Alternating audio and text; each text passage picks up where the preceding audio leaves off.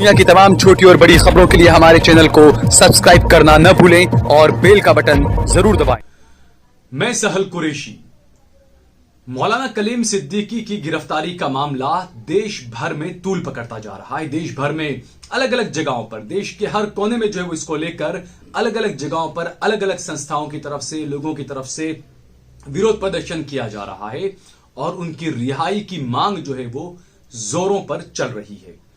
दोस्तों, देश भर में ये प्रदर्शन हो रहे हैं, लेकिन सुन कौन रहा है, ये बड़ा सवाल है। क्योंकि जैसा देखा हमने, क्या ये पूरा एक इस तरीके का गणित बिठाया गया था कि इस तरीके से गिरफ्तारी की जाए, प्रधानमंत्री यहां से बाहर चले जाएं। दूसरा सवाल यहां पर यह है दोस्तों कि जो आरोप लगाए गए हैं धर्मांतरण के, कि भाई कलीम सिद्दीकी साहब जो हैं वो धर्मांतरण करवाया करते थे, यह आरोप उन पर लगा। जबकि मेरे देश का संविधान हर व्यक्ति को, इस देश के अंदर कोई एक धर्म को पालने वाला अगर एक व्यक्ति भी है तो उसको भी ये देश का संविधान ये इजाजत देता है कि वो अपने धर्म का प्रचार और प्रसार कर सके। ये बात हुई मौलाना कलीम सिद्दीकी साहब के लिए। दूसरी तरफ दोस्तों, आपको एक वीडियो दिखाते हैं। इस वीडियो को देखिए आप। इस वीडियो के अंदर जो उत्तर प्रदेश के मुख्यमंत्री हैं योगी आदित्यनाथ, वो आपकी अदालत में एक कार्यक्रम में आए और उस कार्यक्रम में वो खुद छाती ठोक कर ये बता रहे हैं कि हां, मैंने हजारों लोगों का धर्मांतरण करवाया था। आप हिंदुत्व की बात इस लेवल तक करते हैं कि 2005 में एटा जिले में 1800 ईसाइयों को आपने कन्वर्ट कराया। हाँ, मैंने हिंदू बनाया है, परावर्तन है वो मैंने नहीं कराया। मैंने गोरखपुर में भी ऐसे तमाम ऐसे मामले हैं। और दौर मदन मोहन मालवीय इंजीनियरिंग कॉलेज, जो आज एक विश्वविद्यालय, प्रौद्योगिकी विश्वविद्यालय हो चुका है, वहां के एक प्रोफेसर ने भी इस्लाम से हिंदू बनाया है मेरे पास। तो दोस्तों, जब योगी आदित्यनाथ धर्मांतरण करवा सकते हैं तो मौलाना कलीम सिद्दीकी साहब धर्मांतरण क्यों नहीं करवा सकते? क्या इस देश का कानून योगी के लिए अलग है, मौलानाओं के लिए अलग है? यह बड़ा सवाल है दोस्तों। दूसरा, जिस तरीके से मौलाना कलीम सिद्दीकी साहब पर जो अलग अलग जो आरोप लगाए गए हैं, उसके बाद कई जगहों से मेरे हिंदू भाई खुद जो है वो मौलाना कलीम सिद्दीकी साहब को इंसाफ दिलाने के लिए आगे आए हैं।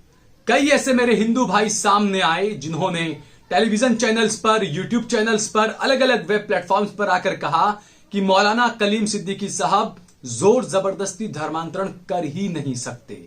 इनमें से एक व्यक्ति तो ऐसा भी आया जिसने ये कहा कि एक मीटिंग में मैं मौलाना कलीम सिद्दीकी साहब के साथ में बैठा हुआ था, मैंने पानी पिया और मैंने पानी पीकर आधा ग्लास पानी बचाकर अपने वहीं टेबल पर रख दिया और मौलाना साहब को पता था कि मैं दलित हूं, उसके बावजूद मौलाना साहब ने मेरा वो बचा हुआ मेरा झूठा पानी पी लिया। ऐसा व्यक्ति क्या जोर जबरदस्ती से डरा धमका कर क्या इस्लाम कबूल करवा सकता है किसी से?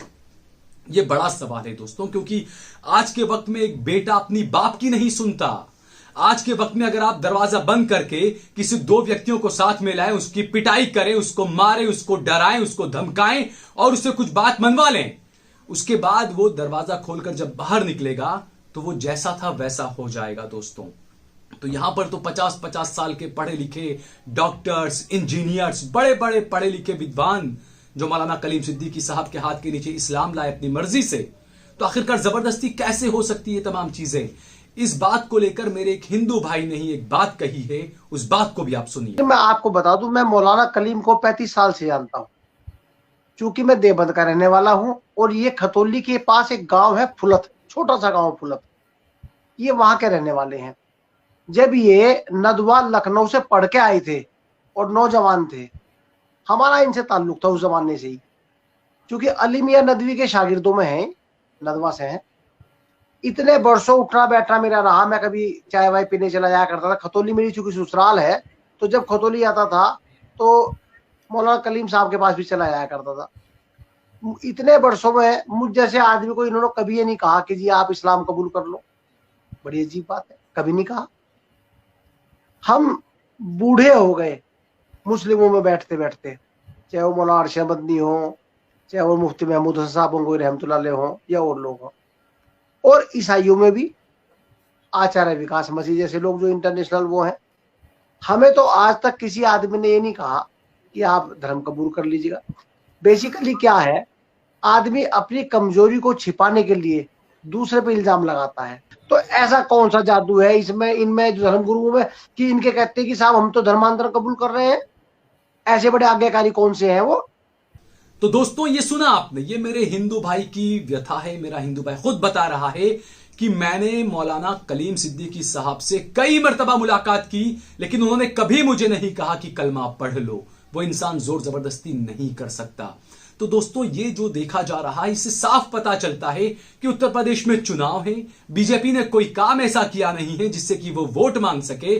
और ये सभी को पता है कि बीजेपी के पास में हिंदू मुसलमान के मुद्दे के अलावा वोट लेने के लिए ऐसी और कोई चीज नहीं है जिससे उसको प्रधानी के चुनाव में भी वोट मिल सके। दूसरा, मौलाना कलीम सिद्दीकी साहब के 3 से 4 साथी पिछले 1 हफ्ते से लापता हैं।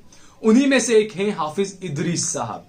उनके बेटे ने एक वीडियो जारी किया है और अपील की है उनके पिता को खोजने की। उनके बेटे का कहना है, उसामा का, कि मेरे पिताजी पिछले कई दिनों से लापता हैं। पुलिस में भी गए, वो जाकर अर्जी दी, पुलिस वालों से कहा कि आप एफआईआर दर्ज करिए, गुमशुदगी की रिपोर्ट लीजिए, लेकिन पुलिस ने रिपोर्ट लेने से भी साफ इनकार कर दिया। जबकि पुलिस ने यह भी कहा कि आपके पिताजी हमारी कस्टडी में नहीं है। आप सोचिए कि इस देश का एक नागरिक लापता है, उसके बेटे, उसके परिवार वाले पुलिस स्टेशन जाते हैं, वो पुलिस से कहते हैं कि हमारे पिताजी लापता हैं, आप ढूंढने में मदद करिए। पुलिस कहती है हमें नहीं पता वो कहां है। पुलिस गुमशुदगी की रिपोर्ट लेने से भी इनकार कर देती है। ये योगी का राम राज्य आप देख सकते हैं दोस्तों। तो ये तमाम चीजें आखिरकार किस तरफ इशारा कर रही है दोस्तों। दूसरा, एक बड़े मुस्लिम विद्वान हैं अख्तरुल वासे साहब, प्रोफेसर अख्तरुल वासे साहब। अख्तरुल वासे साहब ने कहा है कि मोहन भागवत से जिस तरीके से मुलाकात की थी मौलाना कलीम सिद्दीकी साहब ने, वो एक कोशिश कर रहे थे कि इस देश में मोहन भागवत के साथ में मिलकर, आरएसएस के जो रहे हैं सरसंचालक, उनके साथ में मिलकर इस देश में हिंदू मुस्लिम का एक भाईचारा बनाया जाए, जो नफरत की खाई है उसे दूर किया जाए। क्या यही कोशिश कुछ लोगों को पसंद नहीं आई? ये सवाल अख्तरुल वासे साहब ने उठाया है, जो खुद पद्म भूषण जिन्हें मिला है। उनका यह कहना है कि जो मोहन भागवत से जो मौलाना साहब की जो मुलाकात रही और जो कोशिशें थी भाईचारा बहाल करने की इस देश में, वो कोशिशें जो है वो कुछ हिंदू संगठनों को और कुछ जहरी मानसिकता वाले लोगों को जो है वो पसंद नहीं आई। अब डायरेक्ट वो लोग मोहन भागवत पर तो हाथ डाल नहीं सकते, इसीलिए मोहन भागवत के साथ मिलकर जो लोग ये भाईचारे का काम कर रहे हैं, ये उनको जो है वो पकड़कर जो है वो कहीं ना कहीं मोहन भागवत को दबाने की क्या कोशिश की जा रही है। ये बड़ा सवाल अख्तरुल वासे साहब ने उठाया है।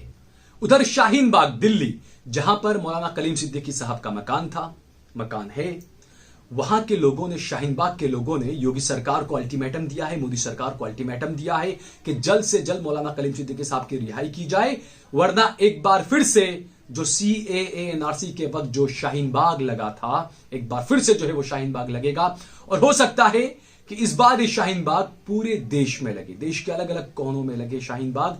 और मैं खुद कहता हूं इस बात को कि अगर कोई मजलूम है, अगर उसका मजहब चाहे जो भी हो, चाहे वो हिंदू हो, चाहे वो मुसलमान हो, चाहे वो क्रिश्चियन हो, ईसाई हो, कोई भी हो, अगर कोई मजलूम है तो उसके साथ में खड़ा रहना, यही हमारी भारतीयता है, यही इंसानियत है। अगर आप जिस भी मजहब के हैं, अगर आप आज किसी के बुरे वक्त में खड़े नहीं होते हैं तो यकीन मानकर चलिए कल आपके बुरे वक्त में शायद कोई खड़ा नहीं होगा आपके साथ में। इस बात को अपने जहन में गांठ बांध कर रख लीजिए दोस्तों। तो जो लोग ये सोचते हैं कि हम क्यों बीच में बोले, हम क्यों कुछ बोले, हम क्यों कुछ करें, तो ये समझ लीजिए अगर आप ऐसा कर रहे हैं तो आप अपनी बारी आने का इंतजार कर रहे हैं दोस्तों। इसीलिए मैं बार बार ये बात कहता हूं, भारतीयता यही सिखाती है कि इस देश के हिंदू, मुस्लिम, सिख, ईसाई, हम सभी को मिलकर एक साथ में चलना है, मिलकर एक दूसरे की परेशानी में खड़े रहना है। ये जो चंद वोटों के लिए जो ये जहर परोसा जाता है, इससे हमें बचना है दोस्तों। दूसरा, कलीम सिद्दीकी साहब पर जो आरोप लगाए गए कि भाई इन्हें जो है वो इस तरह की फंडिंग कुछ हुई है और उसमें कुछ घोटाला है, कुछ गड़बड़ी है फंडिंग में, ये आरोप लगाए गए। मैं ये पूछना चाहूंगा, क्या दोस्तों आपको पीएम केयर फंड्स याद है? क्या आप में हम 140 करोड़ भारतीयों में से किसी की हिम्मत है कि कोई प्रधानमंत्री से पीएम केयर फंड के बारे में सवाल पूछ ले? कितना रुपया आया, कितना रुपया कहां गया, क्या किसी को पता है? पिछले दिनों सरकार को यह भी नहीं बता सकी सरकार कि पीएम केयर फंड का मालिक कौन है, यह भी सरकार नहीं बता सकी। तो दोस्तों ये तमाम चीजें कई सवाल खड़े करती है। मौलाना कलीम सिद्दीकी साहब पर कहा गया कि 3 करोड़ रुपए की कुछ फंडिंग का घोटाला है, जबकि पीएम केयर फंड जो है वो लाखों करोड़ों रुपए का घोटाला बताया जाता है। दोस्तों उस पर कोई आवाज नहीं उठा सकता। क्यों? क्योंकि नफरत की जो खेती करनी है, उत्तर प्रदेश में वोट लेने हैं, उसके बाद में गुजरात में वोट लेने हैं, पंजाब में वोट लेने हैं, उत्तराखंड में वोट लेने हैं, तो इसीलिए नफरत की खेती जो है वो देश में सरकारें कर रही है। और ये हम सभी को समझना होगा दोस्तों। काम अगर करना है, आज सरकार में, इसलिए बार बार ये बात कहता हूं, बीजेपी की इतनी सरकारें हैं अलग अलग राज्यों में, केंद्र में, क्या नरेंद्र मोदी में हिम्मत है कि वो नोटबंदी के नाम पर वोट मांगकर दिखा दे उत्तर प्रदेश में? क्या नरेंद्र मोदी में इतनी हिम्मत है कि वो विकास के नाम पर वोट मांगकर दिखा दे?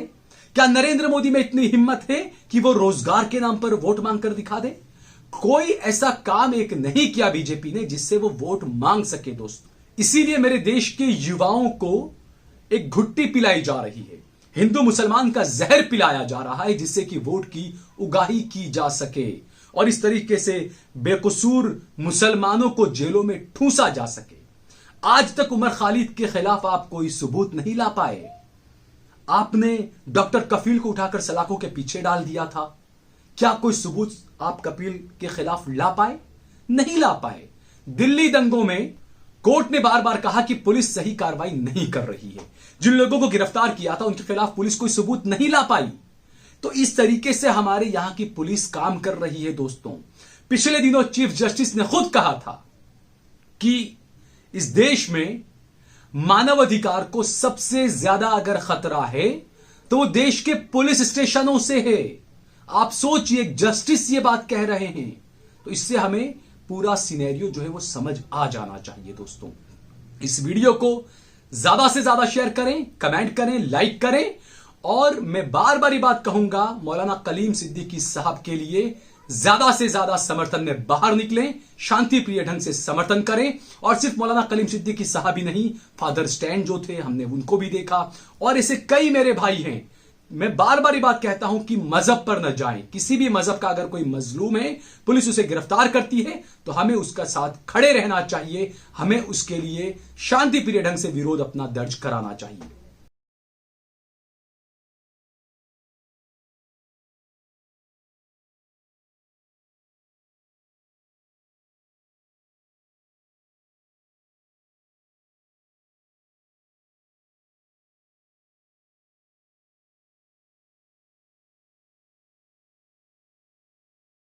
आप देख रहे हैं देश लाइव, देश की आवाज।